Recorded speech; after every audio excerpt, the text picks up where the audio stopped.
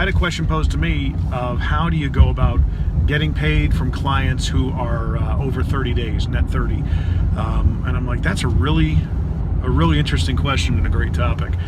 There are three ways that I approach it. One of which is nipping it in the bud on the front end with your negotiation. When you have your value proposition, you're sitting in front of the client, you're explaining to them how you work and how you do what you do, how you provide your deliverables and things of that nature.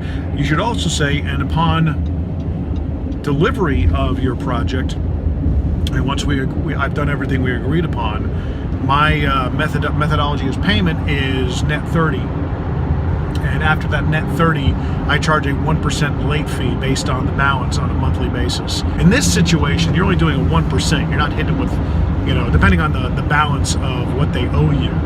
But it is a tool to get them to at least respond to you needing to get paid. The second tactic is, let's say you didn't do any of that. You hit them on the actual invoice. It just says net 30. Typically about 45 days out after I've billed somebody, if I don't see payment, yeah, I'm going to reach out to them.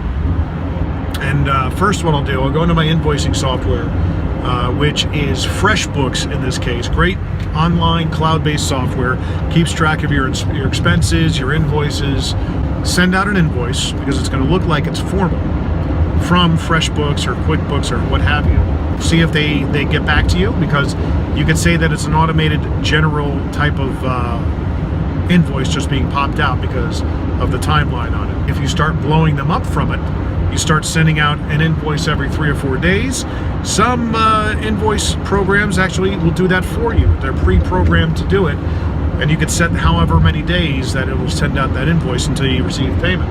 That may result in you getting paid, which would be ideal, or at least getting a phone call or an email back saying, hey, we got it, your payment's being processed, or hey, we never got this, or at least addressing the issue. And the third thing is obviously just reaching out with a phone call.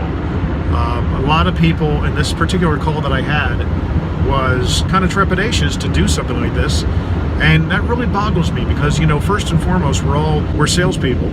Because without sales, a business doesn't thrive, it doesn't grow, it doesn't survive. Secondly, we're business people, meaning that we have to know how to run a business, collect on our accounts receivables, make sure our bills are paid, know how to market, know how to sell. Thirdly, it is whatever it is that you do. So, and I think a lot of people put that third part of it in front of everything else, which I don't agree with. I think that you're a salesman first, a business person second, and then whatever it is that you do creatively, whether you're a voiceover, graphic artist, photographer, videographer, that's what you do thirdly. That's what you bring to the table. Reaching out to people on the phone, I mean, it scares the crap out of some people. How do I go about doing that? It's easy. It's literally just calling them up saying, hey, I'm Jim McCarthy with JimMcCarthyVoiceovers.com. Just want to speak to somebody about an overdue invoice. There you go. Hopefully at that point they'll put you through to their accounts payable department or who handles that. And then you just simply say, hey, I'm showing an invoice here that's 45 days overdue. How can we go about taking care of this so I can clear it off my books? You're not being belligerent. You're asking a fair question, and you're simply putting your foot down and saying that I need to get paid. I can't just be waiting and hanging out here. Because another thing that you're doing when you do that, if you're just simply wishing to get paid, you are inadvertently sending a signal that it's okay to do that to you.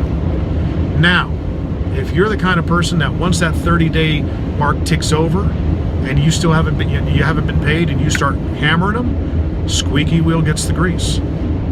You're gonna get paid. Some people are afraid of losing business over that. I wouldn't worry about that. I just think it shows you that you're a savvy business person. What's fair is fair. You get paid. Now, if they come back and say, well, we're still waiting on payment on our end for that particular project, you say, okay, well, just want to make sure that here on out, I run on net 30. And if they're unable to meet those terms, then you figure out the terms that they are able to meet and you price accordingly.